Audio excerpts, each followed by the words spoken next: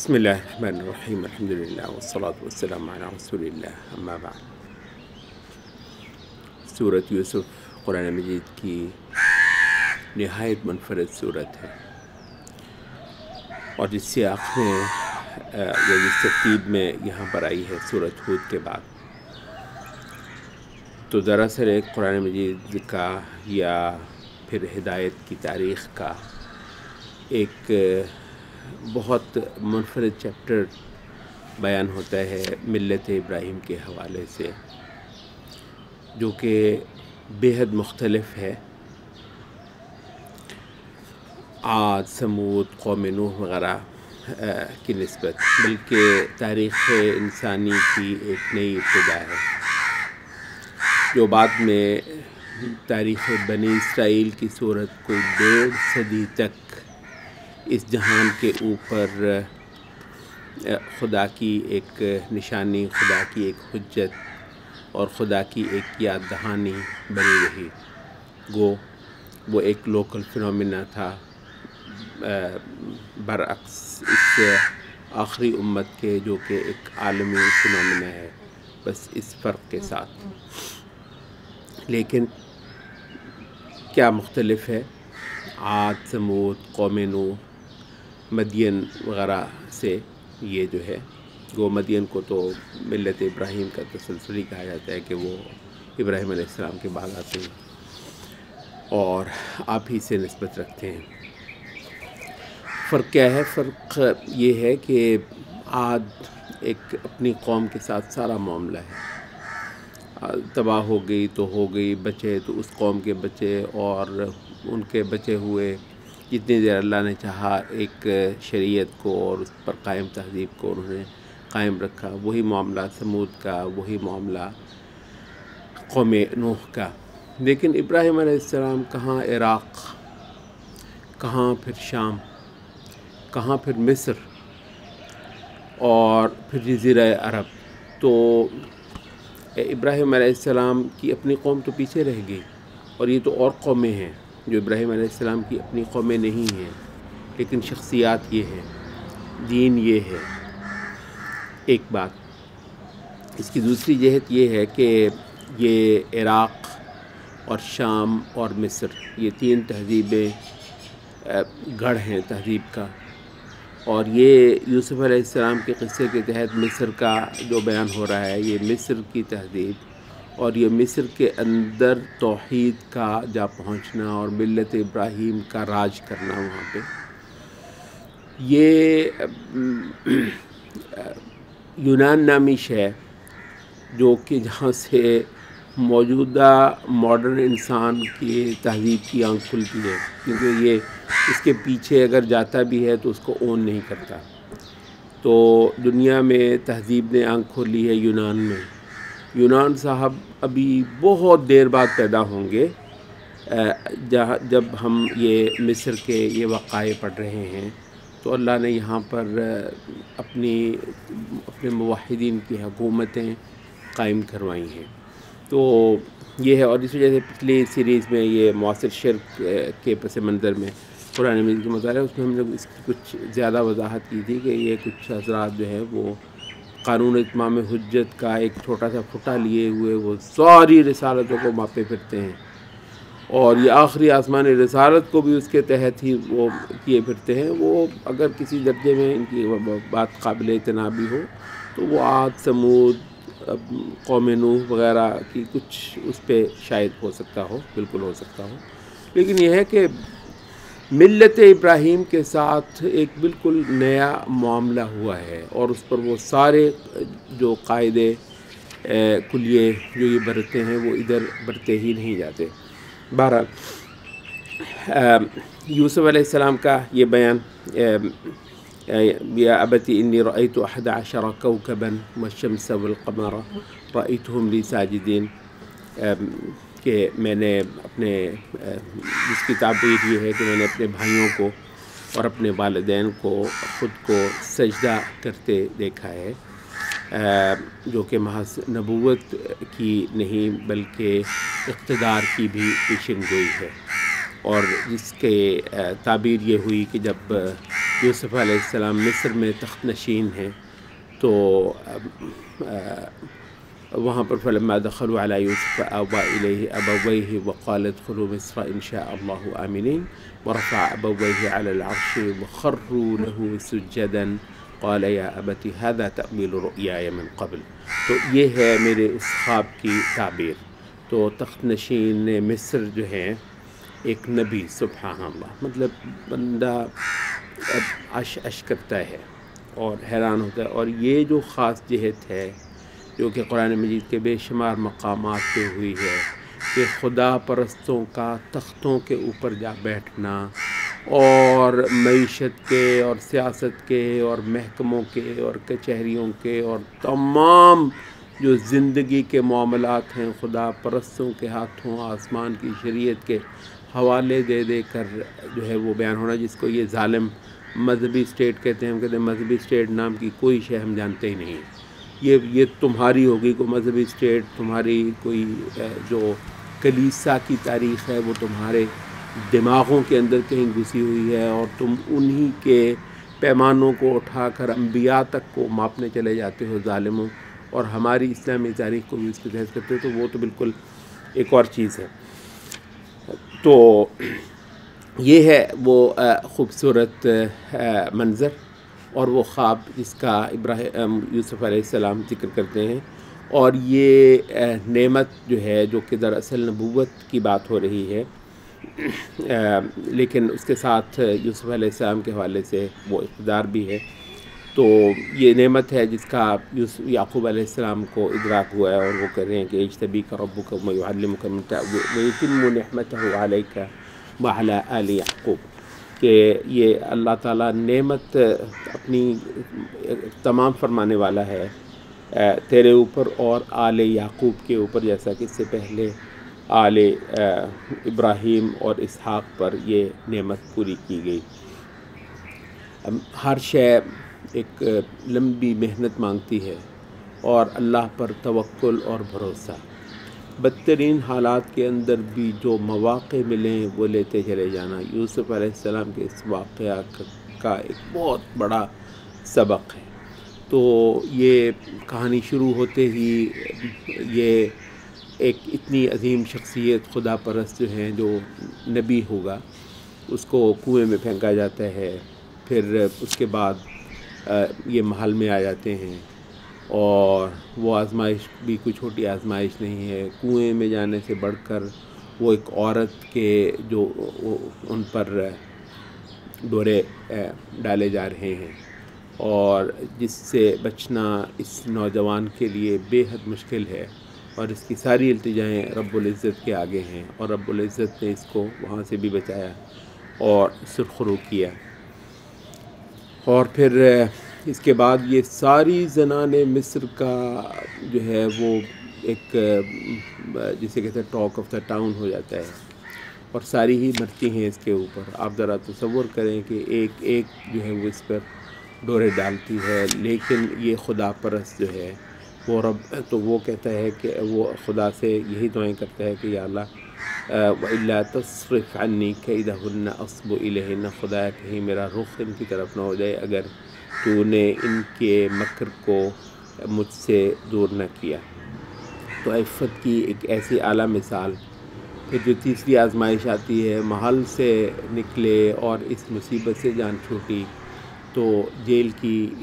اندھیر کوٹری میں جا بیٹھتے ہیں، اور وہاں یہ توحید کی روشنی کرتے ہیں. جیل کے اندر سے توحید کی روشنی کرتے ہیں، اور اپنے ان جیل کے ہم نشینوں کو سبق دیتے ہیں اس خدا کا، اور اپنی اس ملت ابراہیم کا، انی ترکت ملت قوم لا یؤمنون باللہ وہم بالآخرۃ ہم کافرون. اور اس کے بعد ما تعبدون من دونہ الا اسماء سمیتموها، یہ جن کو تم پوجتے پرستش کرتے ہو، یہ تو محض تمہاری اپنی گڑی ہوئی اصطلاحات ہیں، اور یہ تم نے خدا پیدا کیے. سبحان اللہ. وہ جو ملحد خبیث کہتا ہے، تو اگر وہ اس شرک کے حوالے سے ہو تو واقعتاً یعنی قومیں دنیا کی ایسی ہیں کہ ان معبود جو ہے وہ عبادت گزار کا خالق نہیں ہوتا، بلکہ عبادت گزار اپنے معبود کا خالق ہوتا ہے۔ پہلے وہ یہ اس کا خالق ہے اور یہ اس کی پوجا کر رہا ہے۔ وہ بیچارہ کیا تھا، اس کی ساری شان و شوکت اور اس کی کرنیاں اور اس کے پتہ نہیں کیا کچھ جو ہیں وہ سارے وہ اس کے بنائے ہوئے ہیں اور اس کے گھڑے ہوئے ہیں، اس کے مقرر کیے ہیں۔ تو یہ جو بودا پن ہے شرک کا اور بے حقیقت ہونا ہے، اور دلوں کے اندر اگر واقعتاً کسی کی ہیبت، عظمت، تمکنت ہو تو وہ ایک اللہ رب العزت ہے، اور جو کچھ اختیار ہے کائنات کے اندر، ان الحکم الا للہ، سب فیصلے، سب اقتدار کائنات کے اوپر رب العزت کا ہے، اور جو کچھ ہوتا ہے وہ اس کے حکم سے ہوتا ہے۔ اس کے بعد پھر بادشاہ کو جو ایک خواب آتا ہے، 7 گائیاں اور 7 بالیاں گندم کی، تو اس کی تعبیر کے لیے ان کی طرف رجوع کیا جاتا ہے جب کوئی اور تعبیر کر کے نہیں دے پاتا، اور جس کے بعد یہ پھر اپنی شرط لگاتے ہیں کہ ذرا ان عورتوں سے پوچھو جن کی وجہ سے مجھ کو جیل جانا پڑا ہے، تاکہ ان کی براءت واضح ہو، اور وہ ساری کی ساری شہادت دیتی ہیں کہ یہ تو ایک فرشتہ تھا، ایسا تو ہم نے کبھی دیکھا ہی نہیں ہے۔ اب یہ جو ہے نا ہماری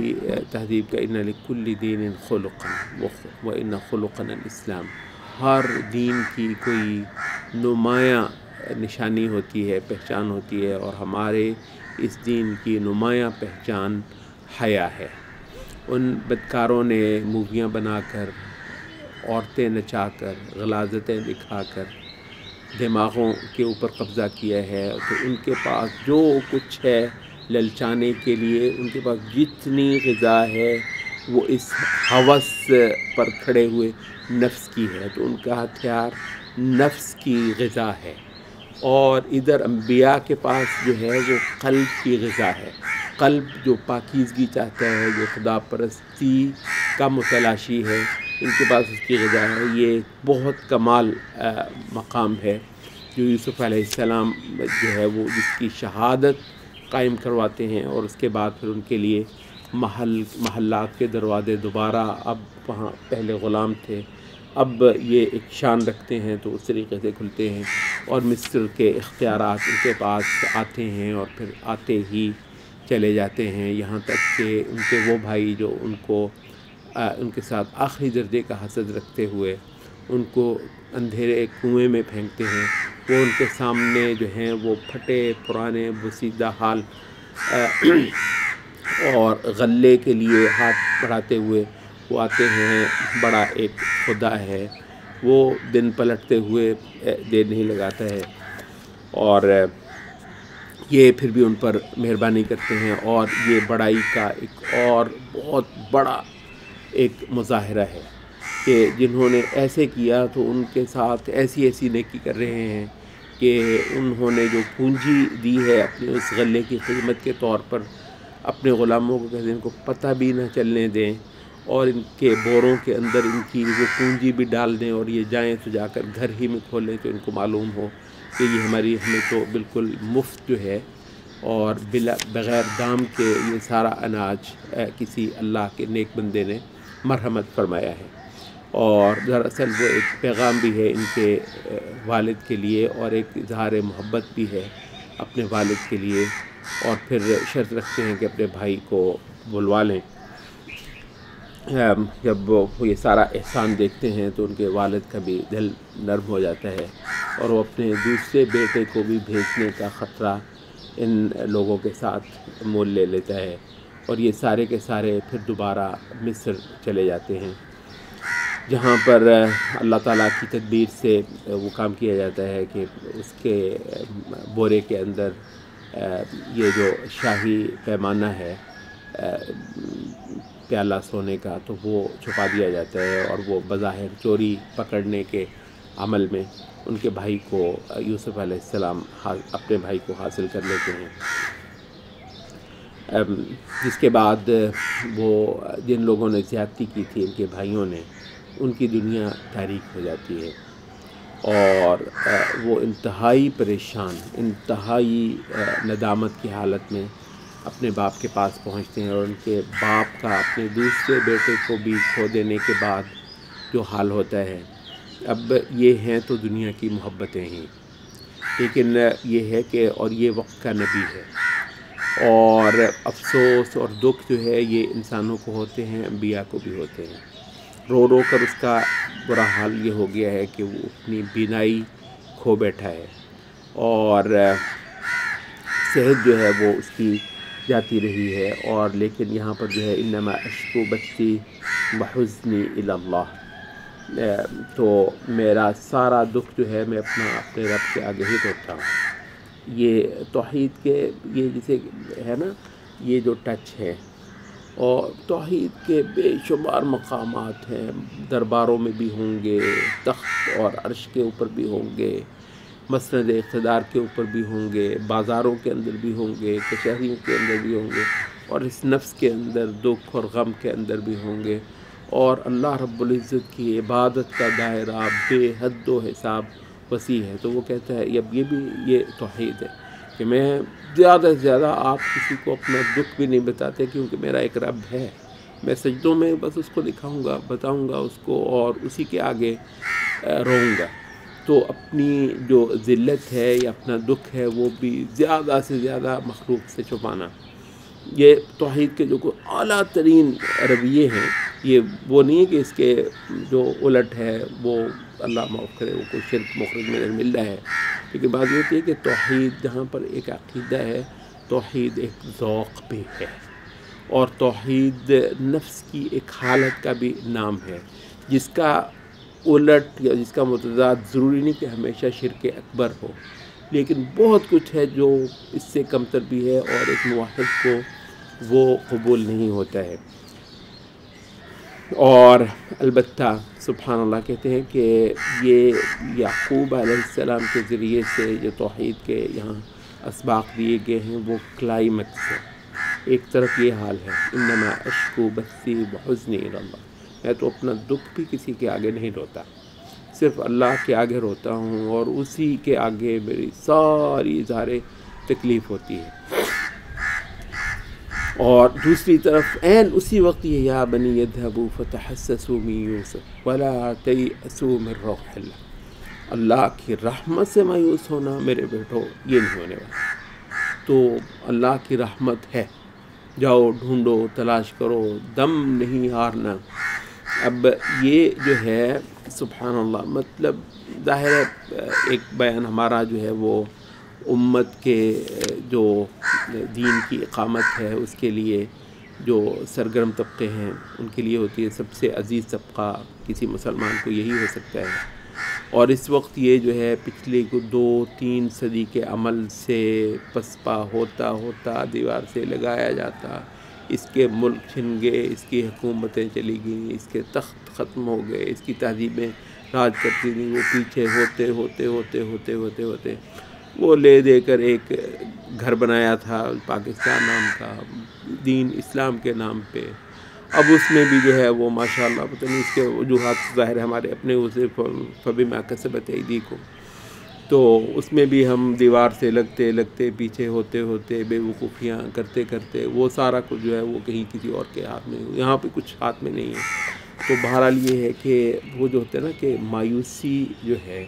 البتہ وہ اس دین کے حاملین کے پاس نہیں ہوتی. اندھیرے سے اندھیرے ماحول کے اندر وہ خدا کی رحمت اور اس کی جو اس کا جو سہارا ہے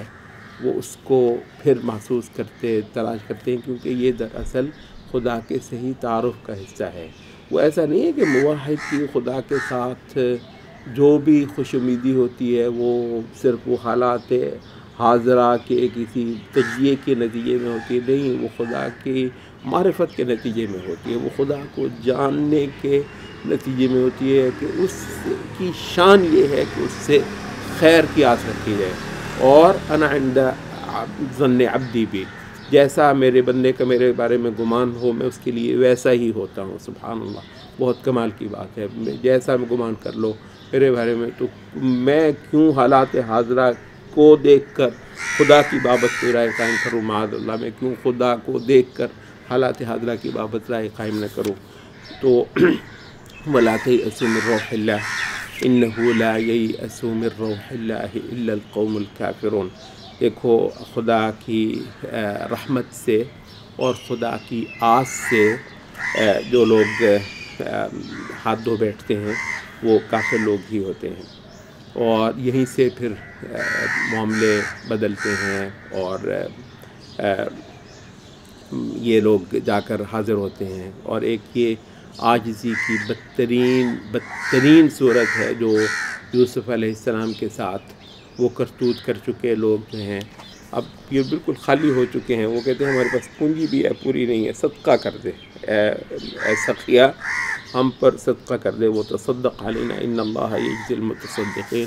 اللہ صدقہ کرنے والوں کو بدلہ دیا کرتا ہے۔ تو یہاں پر جو ہے وہ یوسف علیہ السلام کو هل علمتم ما فعلتم بیوسف وأخیہ اذ انتم جاہلون، سبحان اللہ، ان کی عزت نفس کا اتنا خیال کیا کہ جب تم نادان تھے تو تم سے جو ہوا تھا کیا تم کو یاد ہے؟ تو یک یہاں ان کا جو تصور بھی نہیں ہے، تو اب ان کو تو اچھا تو کیا تو یوسف ہے؟ ہاں، کہنے لگے میں یوسف ہوں اور یہ میرا بھائی ہے، اور یہاں سے جو ہے وہ ان کو معاف بھی کرتے ہیں، اپنے والدین کو بھی بلا لیتے ہیں اپنے پاس، مصر کے دروازے کھلتے ہیں دین ابراہیم کے لیے، ملت ابراہیمی کے لیے، شریعت راج کرنے آتی ہے مصر کے اوپر، تہذیب کے اس پرانے گڑھ پر، جب یورپ جو ہے نا، وہ یورپ کا جو ابا یونان ہے، اس کی تہذیب جو ہے نا وہ اب بھی پیدا بھی نہیں ہوئی ہے، تو یہاں دین حق اور شریعت آسمانی یہاں پر راج کرتی ہے، اور یوسف علیہ السلام رب قد آتیتنی من الملک، خدایا تو نے مجھ کو بادشاہت دی، تو بادشاہت پا کر اور پھر ایک عرصے تک یوسف علیہ السلام کے بعد بھی یہ توحید کا یہ گھرانہ اور یہ سارے گھرانے توحید کے جتنے ہیں یہ یہاں پر حکومتیں کرتے ہیں، اور جیسے ہم نے کئی بار کہا کہ اس کی خاصی ساری مشابہت مسلم ہند پہ اسلام کی حکومت کی ہے۔ بہت تھوڑے تھے، سارا ہی جو ہے جسے کہتے ہیں وہ نیٹیوز جو ہیں وہ سارے کے سارے کسی اور دین میں ہیں، لیکن یہ شے اکثریتوں اقلیتوں کے ساتھ ہوتی نہیں ہے، یہ تو خدا کی دین ہے کہ صدیوں تک جو ہے وہ راج رہا ہند پر مسلمانوں کا۔ وَكَأَيٍّ مِّنْ آیَةٍ فِي السَّمَاوَاتِ وَالْأَرْضِ يَمُرُّونَ عَلَيْهَا، کتنی ہی نشانیاں آسمانوں میں زمین میں روز دیکھتے ہیں، بس ان کے اوپر غور نہیں کرتے۔ وَمَا يُؤْمِنُ أَكْثَرُهُم بِاللَّهِ إِلَّا وَهُم مُشْرِكُونَ، اکثر اللہ پر ایمان رکھتے بھی ہوں گے تو اس کے اندر شرک ہوتا ہے۔ اور یہ جو ہے اس مقام پر یعنی یوسف علیہ السلام کا جو ہے وہ آپ ذرا دیکھ لیجئے وہ عاد کی کہانی جب آپ سنتے ہیں، نوح کی کہانی جب وہ بھی رسول ہے، یہ بھی رسول ہے، وہ بھی رسالت ہے، یہ بھی رسالت ہے، وہ بھی آسمانی پروگرام ہے، یہ بھی آسمانی پروگرام ہے، لیکن پیٹرن کا فرق آپ دیکھتے ہیں۔ یوسف علیہ السلام کی اس قصے میں احسن القصص، سب سے اعلیٰ قصہ جو ہم نے تم کو سنایا تو وہ یوسف علیہ السلام کا قصہ ہے، پیٹرن کتنا مختلف ہے، اور سارے کے سارے جو اس کی جو پگڈنڈیاں ہیں وہ ان راستوں سے کس قدر مختلف ہیں۔ تو یہاں پہ اس مقام پہ اور یوسف علیہ السلام کی اس اچیومنٹ کے اختتام کو پہنچنے کے بعد جو آخری ٹچ دیے جا رہے ہیں سورۃ یوسف کے اندر، ان میں سے اب یہ ہے قُلْ هَٰذِهِ سَبِيلِي أَدْعُو إِلَى اللَّهِ، یہ ہے میرا راستہ، میں اللہ کی طرف بلاتا ہوں، عَلَىٰ بَصِيرَةٍ أَنَا وَمَنِ اتَّبَعَنِي، پوری بصیرت کے اوپر صاف دیکھتے ہوئے میں بھی اور جس کو میری پیروی کرنی ہے وہ بھی، وَسُبْحَانَ اللَّهِ، اللہ پاک ہے، وَمَا أَنَا مِنَ الْمُشْرِكِينَ، اور میں مشرکوں میں سے نہیں ہوں۔ یہ اور یہاں پر جو ہے وہ میں اللہ کی طرف دعوت دیتا ہوں، رسول اللہ صلی اللہ علیہ، اب رسول اللہ صلی اللہ علیہ وسلم نے جن مخصوص حالات سے گزرتے ہوئے، نوٹ کر لیجیے، جن مخصوص حالات سے گزرتے ہوئے کچھ مخصوص اقدامات اٹھائے اپنے اس دین کو آگے بڑھانے کے لیے، اور جو مشن ان کو سونپا گیا تھا صلی اللہ علیہ وسلم، اس مشن کو پایہ تکمیل تک پہنچانے کے لیے. تو ہر قسم کے حالات کا فرق جو ہے اس سے جو ہوگا، مختلف حالات میں اور ہر قسم کے مختلف حالات کا فرق جو ہے وہ بالکلیہ نظر انداز کرتے ہوئے کہیں سے منہج نبوی کا ایک جو ہے وہ تصور نکال لانا، یہ بڑا عجیب ہے. آپ ذرا یہ دیکھیے کہ کہاں رسول اللہ صلی اللہ علیہ وسلم کی دعوت دین، کہاں یوسف علیہ السلام کی دعوت دین، منہج کے حوالے سے بات کر رہا ہوں، مضمون کے لحاظ سے نہیں، کہاں وہ کہاں یہ. اور ایک مماثلت یہاں پر ہے کہ وہ اس واقعے قصے کے اختتام کے اوپر جو ٹچ دیا جا رہا ہے وہ یہ ہے کہ قل هذه سبیلی ادعو الی اللہ علی بصیرۃ انا ومن اتبعنی. تو جس کا مطلب یہ ہے کہ یہ جو دین کو لے کر کھڑا ہونا ہے اپنے ماحول کے اندر، تو وہ ایک ہی ہے وہ، اور اس میں جو صورتحال، احوال اور جو موڑ پیش آتے ہیں ان کے بے حد و حساب فرق کے باوجود یہ ایک عمل ہے. اور یہ بات جو ہے وہ اگر داعی سمجھ لیں کہ وہ کہتے ہیں کہ ہر نیا دن ایک نئی صورت لے کر آتا ہے، ہر نیا زمانہ اپنے ڈائنامکس لے کر آپ پر نمودار ہوتا ہے،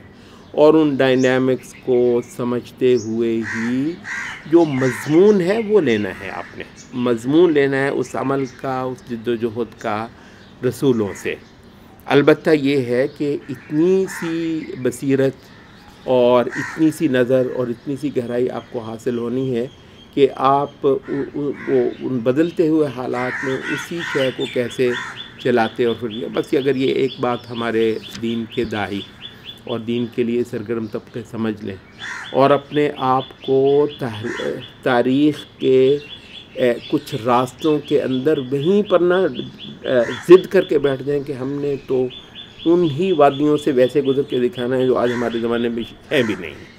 ہم نے جو ہے نا وہ اس طریقے سے اس زمانے کے اندر چل کر دکھانا ہے. تو یہ بہرحال ایک غلط ضد ہے جو کہ ایک عرصے سے ہمارے بہت سارے طبقے کر رہے ہیں. تو یہ جو ہے یہاں پر سورۃ یوسف ختم ہوتی ہے، اور اس کے بعد خاص عقیدے کا ایک بیان سورۃ رعد میں پلٹ آتا ہے. یہ عقیدے کا جو بیان ہے یہ سورۃ یونس کے اندر ہوا تھا، لیکن یہ ہے کہ اس کے اندر ایک بہت زیادہ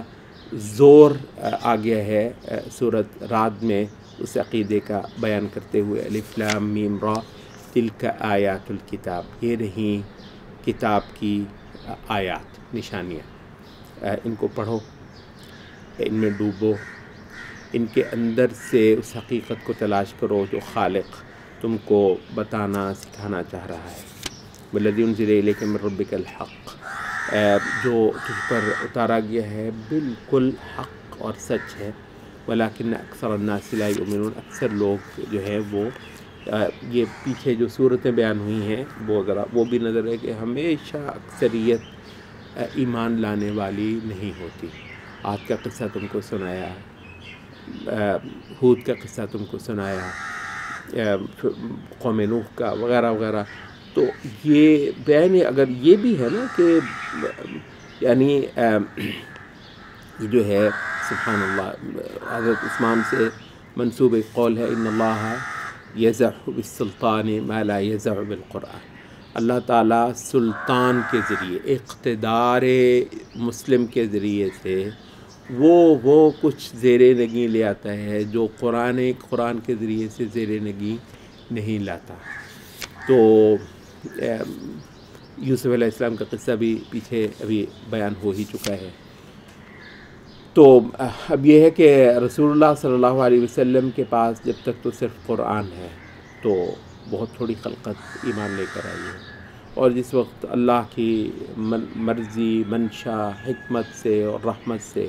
رسول اللہ صلی اللہ علیہ وسلم کے پاس ڈنڈا آیا ہے، اور یہ ضروری ہے حق کو، وہ جو عصائے کلیم اقبال بھی جو ہے وہ رو کے گیا ہے وہ عصائے کلیمی جو ہے وہ بہرحال درکار ہوتا ہے۔ خدا کا یہ جہان کچھ بنا اس انداز سے ہے، تو وہ جب تلوار بے نیام ہوتی ہے محمد صلی اللہ علیہ وسلم کی، تو پورا جزیرہ عرب ڈھہ جاتا ہے۔ اور جب ایک بار جو ہے نا وہ یہ بغاوت کرتا بھی ہے، تو وہ تلوار پھر وہی محمد صلی اللہ علیہ وسلم کی تلوار ابو بکر کے ہاتھ میں پھر لہراتی ہے، تو پھر جزیرہ عرب پورے کا پورا زیر نگیں ہو جاتا ہے۔ اور ایسا ہوتا ہے کہ وہ جسے کہتے ہیں کہ وہ جسے کچھ وقت چاہیے ہوتا ہے انٹرنلائز ہونے کے لیے اس عقیدے کا، وہ ہو کر پھر وہ اس کے جنود بنتے ہیں اور شام اور ایران کے اوپر ٹوٹ پڑتے ہیں، اور وہ بھی ڈنڈا ہی ہے جو آگے تو البتہ اصل کیا ہے، تو یہ اہل ایمان جو ہیں وہ اتنی بہت پریشان ہونے کی بات نہیں ہے۔ یہ جس وقت اسلام کے پاس ڈنڈا نہیں ہوتا تو اس وقت تو بہت ہی صالح اعلیٰ گنے چنے نفوس ہوتے ہیں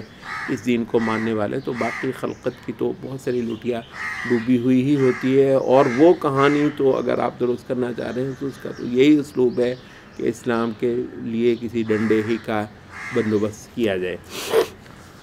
اللہ الذی رفع السماوات بغیر عمد، خدا دیکھو اب یہ وہ سطح ہے جہاں خالصتاً آپ ہیں اور رب ہے، اور اس کی کائنات کے ذریعے سے سراہنا ہے، اس کا اپنا لطف ہے۔ وہ ڈنڈے سے ہی جو ہے وہ جھکنے والے، وہ جو خلقت اور ہوگی نہیں ہے ان کی قسمت، سوائے یہ کہ ڈنڈا بھی ان کے لیے رحمت ہے، کیونکہ ایک وقت کے بعد وہ اور ان کی نسلیں پھر دل سے اس دین کو قبول کر لیتی ہیں، لیکن وہ ایک لمبا پروسیس ہے، کیونکہ ابتداءً وہ اس کے لیے تیار نہیں ہوئی ہوتی۔ لیکن یہ جو نہایت لطف کے مضامین ہیں، ہاں کسی کو چاہیے یہ، تو اصل تو یہی ہے، انبیاء کے پاس جو شے ملتی ہے، اور یہ تو ہر حال میں ملتی ہے نا، یہ تو ہر حال میں ملتی ہے۔ اسلام پر کتنی بھی غربت ہو، یہ شے، یہ دل کی شفا، خدا کی پہچان، اور خدا کو گویا یوں آپ اپنے سامنے دیکھ لیتے ہیں، یہ تو انبیاء کے پاس، اور یہ تو ملتی ہے، یہ تو کہیں نہیں جائے گی کبھی بھی۔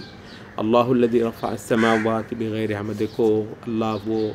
ذات ہے جس نے آسمانوں کو اٹھا رکھا ہوا ہے بغیر کسی ستون کے جو تم کو نظر آئے، اور پھر وہ اپنے عرش کے اوپر فرما روا مستوی ہے۔ سورج کو سبحان اللہ ایسی بڑی کوئی مخلوق ہے، روز سورج کو اپنے حکم سے چلاتا اور چڑھاتا، اور اپنے قانون کے زیر نگیں لا کے اس کو مسخر کیے ہوئے ہے، اور چاند کو، سب یہ بھاگے پھرتے ہیں اس کے حکم کے آگے، اور اس کے حکم کے تحت وہ فیصلے کرتا ہے، انتظام فرماتا ہے، زمین سے آسمان تک کے اور آیتوں کی تفصیل فرماتا ہے، احکامات کا تانتا لگا رکھا ہے، اور یہ سارا کچھ یہ وحی کی جو بارش ہے موسلا دھار ہوئی جا رہی ہے، تاکہ تم اپنے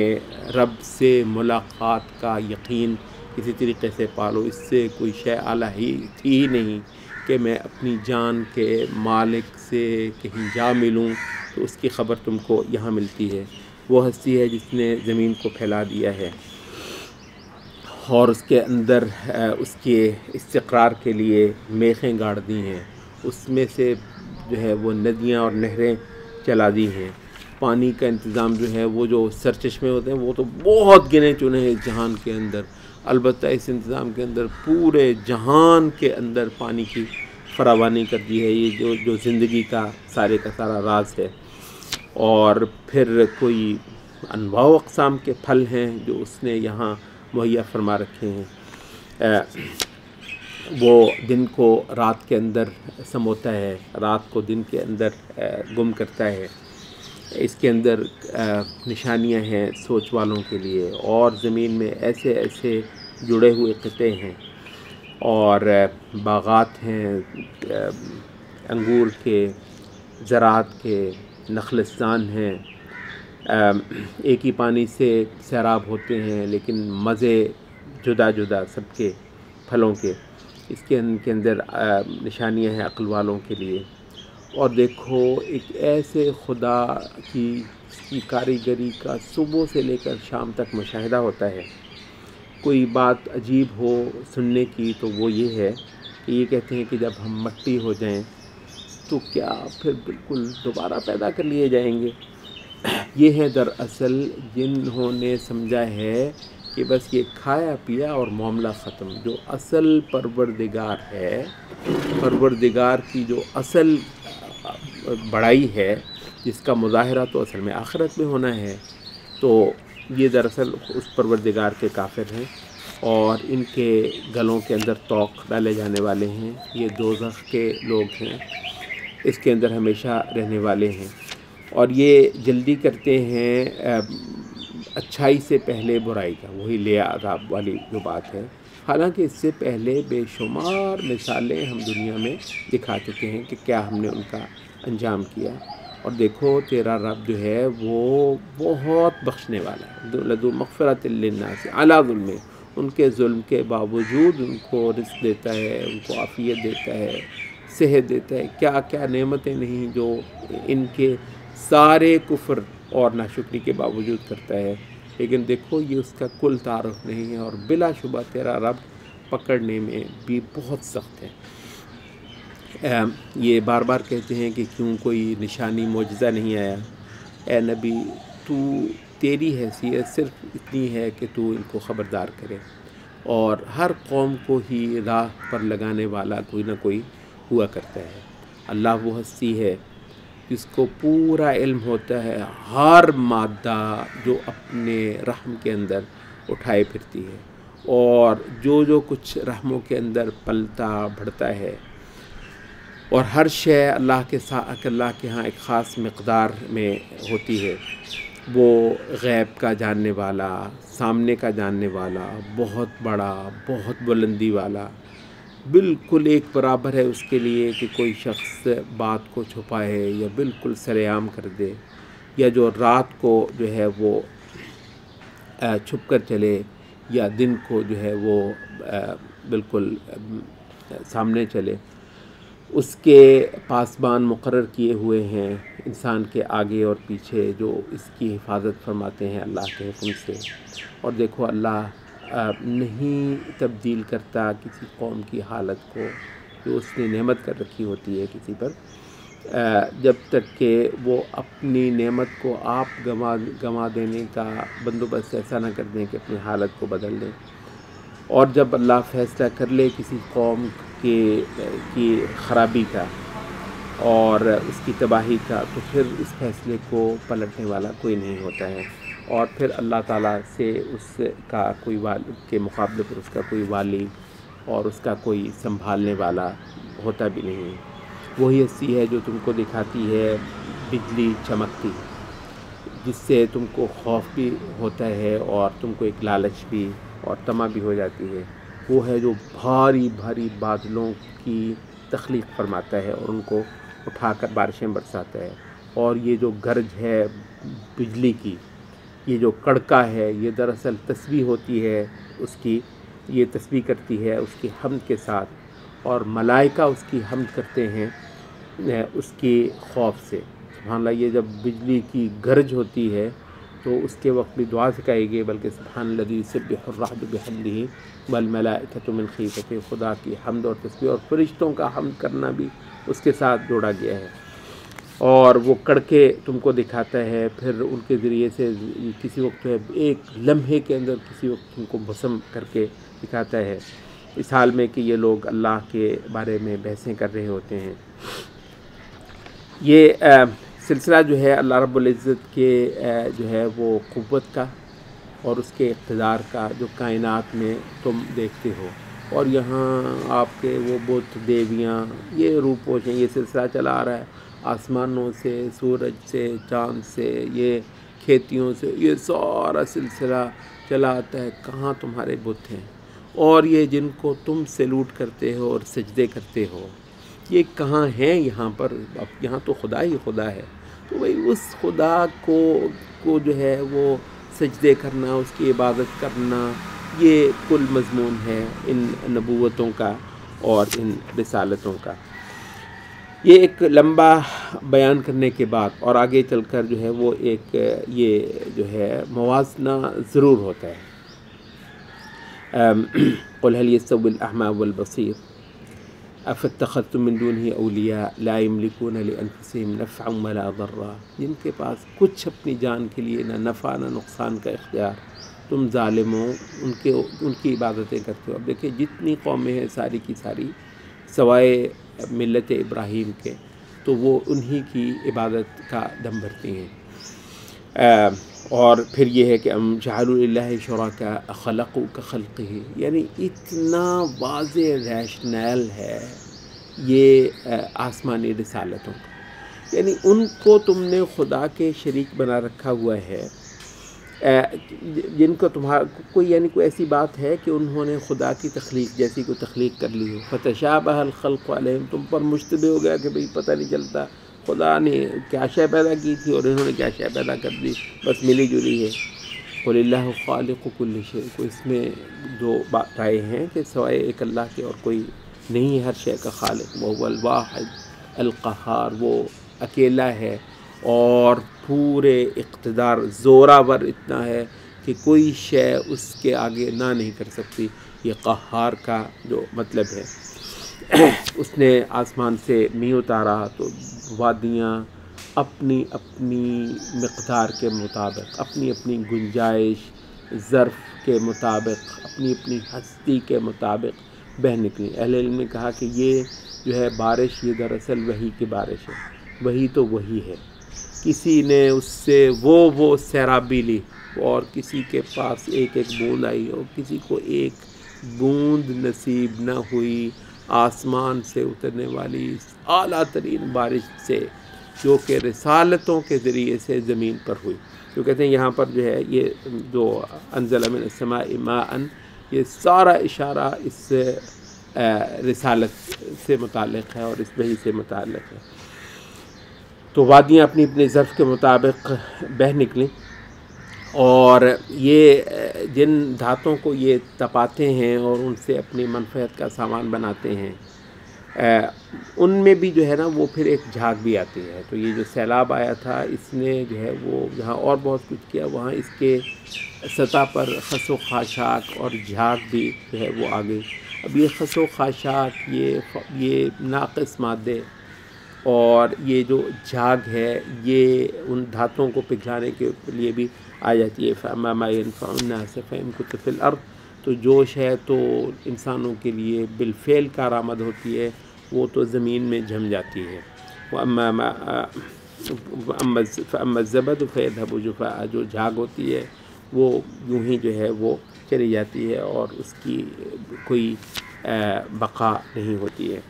كذلك يضرب الله الامثال، تو اس طریقے سے محمد صلی اللہ علیہ وسلم کے ذریعے سے یہ جو ہوا ہے، اس میں جو تم کو ایک بہت سارا وقتی جو ہے، اور یہ جو جھاگ ہوتی ہے بہت ہوتی ہے، بہت لگتی ہے کہ یہ ہے، تو یہ تم دیکھو گے کہ یہ بالکل نہیں رہے گی، اور اس کا جو صحیح سالم عنصر ہے وہ زمین کے اوپر انشاءاللہ العزیز جم جائے گا۔ اور یہاں پر پھر جو ہے وہ دو کردار انسان کے، کائنات کی شہادت، پھر رسالتوں کی شہادت، اس کے بعد انسان کو کیا بننا ہے۔ دراصل تو یہ ہے، یہ سارا کچھ اس لیے لیبلوکم ایکم احسن عملا، تو دو انسانی کردار، افمن یعلم انما انزل الیک من ربک الحق کمن هو اعمی۔ ایک تو وہ ہے جس کو یقین نصیب ہوا کہ واقعتاً یہ جو شے اتاری گئی رسالتوں کے ذریعے سے یہی حقیقت ہے اور اس سے بڑھ کر کچھ حقیقت نہیں، تو وہ، اور جس کو یہ نظر نہ آ سکا تو وہ بالکل اندھا رہا۔ الذین یوفون بعہد اللہ، یہ وہ لوگ ہیں جو اللہ کے عہد کی پاسداری کرنے والے ہوتے ہیں۔ ولا ینقضون المیثاق، یہ اپنے میثاق سے کو توڑنے والے نہیں ہوتے۔ والذین یصلون ما امر اللہ بہ ان یوصل، یہ وہ ان سارے رشتوں کو جوڑنے والے ہوتے ہیں جن کے جوڑنے کا اللہ نے حکم دیا ہے۔ یہ بطور خاص مقام ہے قرآن مجید کا، جو کہ اس وقت کا، جس کو آپ یہ جو لبرلزم کہتے ہیں، جس نے بستیاں اجاڑیں، رشتے کاٹے، نہ باپ کا کوئی رشتہ ہوتا ہے، نہ کوئی خاندان کی کوئی وہ حرمت ہوتی ہے، اور مطلب اور یہ آخری بغاوت کی جو ہے نا وہ اس میں جو ہے وہ گیزم اور یہ فیمنزم اور یہ پتہ نہیں کیا کچھ جو نہیں آ رہا ہے، جس کا آخری انجام یہ ہے کہ انسان کسی رشتے کو اور کسی ناطے کو اپنی زندگی کے اندر باقی نہ رکھے. حالانکہ جیسے ہم نے کہا کہ یہ جو روایتی معاشرے تھے بے شک شرک پر قائم رہے ہوں، لیکن سماجی حوالے سے رسالتوں کی بے شمار باقیات ان میں جوں کی توں رہیں. وہاں پر بھی سبحان اللہ وہ جو مشرک معاشرے ہیں جن میں قوم، قبیلہ، برادری، ماں، باپ، چچا، تایا، خون، یہ سارے رشتے اپنی ساری قوت رکھتے ہیں، ان کے مقابلے پر جو ہیں وہ صحابہ کا یہ کردار دکھایا کہ دیکھو رشتوں کی صحیح لاج رکھنے والے یہ ہوتے ہیں، والذین یصلون ما امر اللہ بہ ان یوصل ویخشون ربہم، اپنے رب سے ڈرتے ہیں،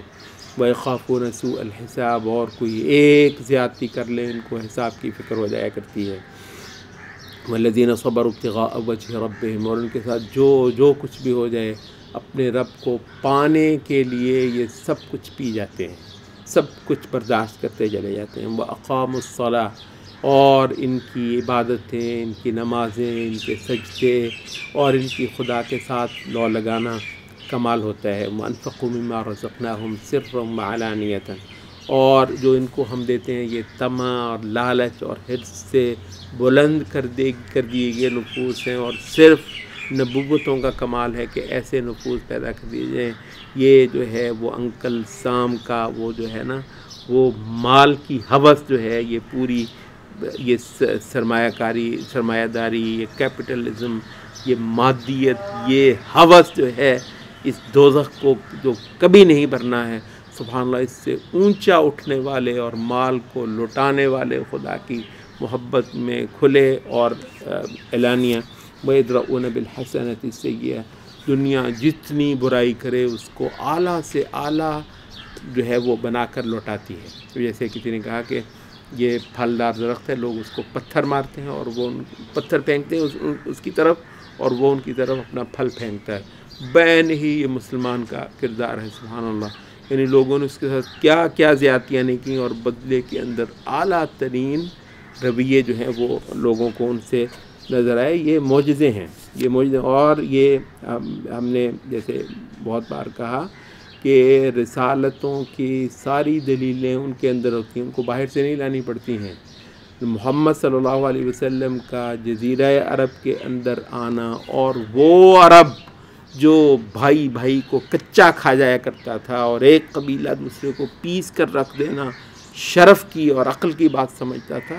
ان میں یہ رسول اللہ کے معجزے ہیں. یہاں پر یہ جو بیان مقام ہے سورۃ رات کا، اور یہ بات اہم ہے قرآن مجید کے ان مقامات کو یہ محض رویوں کے حوالے سے پڑھ کر چلے جانا جی مجھ سے شاید خدا کا یہ مطالبہ، یہ اپنی جگہ پہ وہ دکھا رہے ہیں کہ یہ دیکھو رسول نے جو معجزے کر دیے ہیں جزیرہ عرب کے اندر، یہ وہی عرب تھے،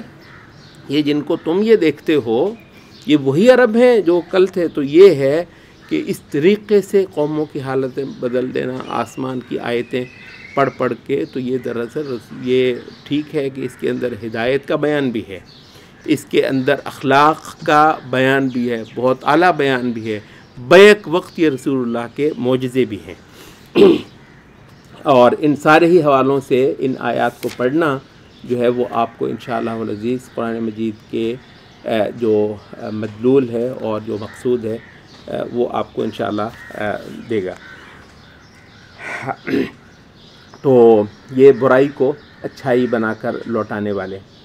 اولئک لہم عقبی الدار، تو پھر آخرت ان کے لیے کیوں نہ ہو. آخرت جیسی کوئی شے ہے جس کی بار بار بتائی جاتی ہے، تو وہ پھر ان کے لیے کیوں نہ ہو. جو باغات ہیں ہمیشگی کے، یہ ان میں جانے والے ہیں یہ بھی، اور جو بھی صالح ہو سکا ان کے آبا میں سے، ان کے بیٹوں میں سے، ان کی بیویوں میں سے،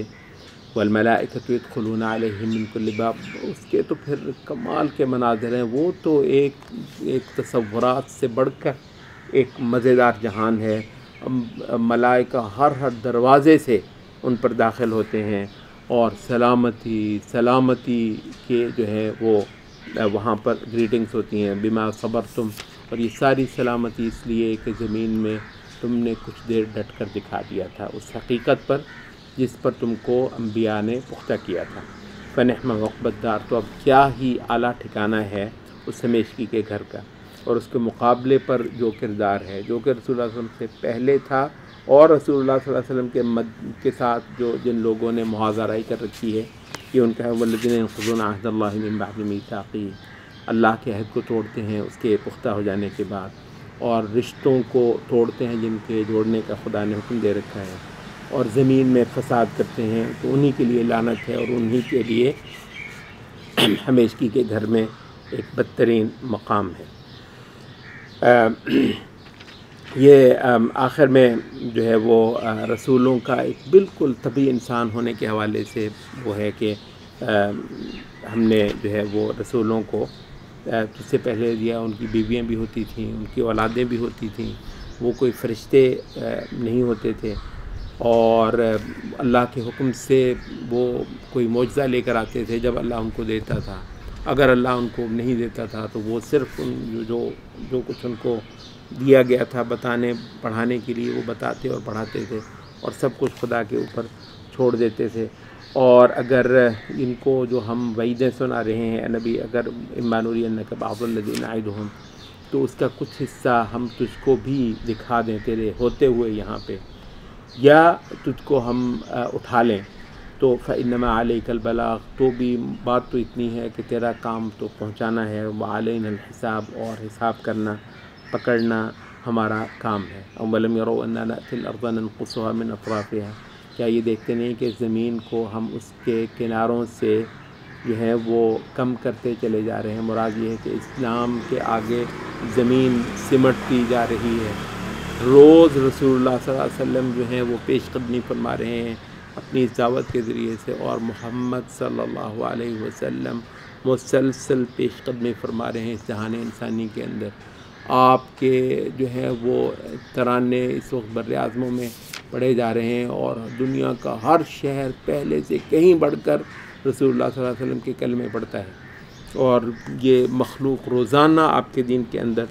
داخل ہوتی ہے۔ واللہ یحکم لا معقب لحکمہ، فیصلے اللہ کے کوئی پلٹ نہیں سکتا ہے، کوئی اس پر تعقیب نہیں کر سکتا ہے، وہ سریع الحساب، وہ حساب کرنے میں تیز ہے۔ وقد مکر الذین من قبلہم، تجھ سے پہلوں نے بھی بڑے بڑے زور لگائے تھے اس دین کو مٹانے کے لیے اور اس دین کا راستہ روکنے کے لیے۔ فللہ المکر جمیعا، تو سب تدبیریں پھر کرنا اللہ کا اختیار ہے۔ دیکھ لو اس کا کیا جو ہے وہ حشر ہوا۔ وَيَعْلَمُ مَا تَكْسِبُ كُلُّ نَفْسٍ، اللہ تعالیٰ کے پاس ہر نفس کی کمائی کا پورا علم ہے۔ وَسَيَعْلَمُ الْكُفَّارُ لِمَنْ عُقْبَى الدَّارِ، کافروں کو ان قریب پتہ چل جائے گا کہ انجام جو ہے وہ کس کا ہے اور کس کے حق میں ہونے والا ہے۔ کافر کہتے ہیں کہ تو رسول نہیں ہے، قُلْ كَفَىٰ بِاللَّهِ شَهِيدًا بَيْنِي وَبَيْنَكُمْ، اللہ بہت بڑھ کر گواہ ہے میرے اور تمہارے مابین۔ ہم نے پہلے بھی کہا تھا کہ یہ مضمون قرآن مجید میں بار بار اللہ کا گواہی دینا رسول اللہ صلی اللہ علیہ وسلم کے حق میں، اگر تو وحی کی بات ہے تو وہ تو وحی تو رسول پر ہی ہوتی ہے، تو اگر کوئی شہادت بھی دیتا ہے تو وہ تو رسول تک ہی پہنچے گی۔ تو گواہ تو یہ ہوتا ہے کہ جہاں تنازع ہو وہاں پر ہو تو رسول اللہ صلی اللہ علیہ وسلم کے حق میں گواہی دینا کیا ہوگا؟ رسول اللہ کو نصرت دلوا کر، رسول اللہ کے پھریرے لہرا کر اس جہان کے اندر، اور رسول اللہ پر پورے جہان سے درود پڑھوا کر، تو اور آپ کے جو ہے طریقے پر پورے جہان سے خدا کی عبادت کروا کے، تو یہ ہے خدا کی گواہی جس کو انشاءاللہ تم سنو گے بھی اور تم دیکھو گے بھی۔ یہ سورۃ ابراہیم ہے، اس بارے میں وقت کم ہونے کے باعث ہم اس کا کچھ زیادہ ذکر نہیں کر رہے ہیں، تو آج ہم سورۃ رات کے اوپر ہی اکتفا کر رہے ہیں۔ سبحانک اللہم و بحمدک، اشہد ان لا